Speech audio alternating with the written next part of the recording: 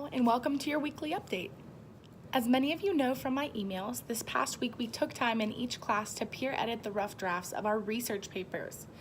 This just means that while I walked around and touched base with each student individually on the progress of his or her paper, the rest of the class was reading and making constructive comments on one another's papers, and then taking time in class to edit. I found that it was not only helpful to your student when I asked him or her about their paper specifically, but it was also beneficial for them to hear the comments of their peers on how they could improve their papers through grammar or structure or anything like that. With the extra time in class this week, we have been working on revising our papers. Your students have now had 3 whole class periods to revise and retype their final drafts of their research papers. Final drafts are due this Friday, March 23rd, and I am so excited to see what your students have put together. We have worked long and hard on these projects, and I know that their efforts will be fruitful. Here's what you can do at home to help your student as we finish up research papers. First of all, ask your student about his or her research paper.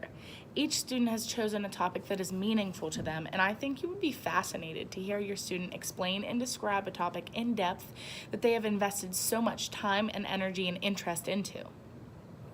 Second, help your student print. Remember that all papers are due to me by the end of your student's class period on the 23rd. Papers must be printed. We have printers available in the library all day, before and after school and during lunches. So for this reason, I will not allow any student to print a paper from my computer when they walk into my class on Friday. So please remind them or help them to print it at home. I will be reminding them in class as well.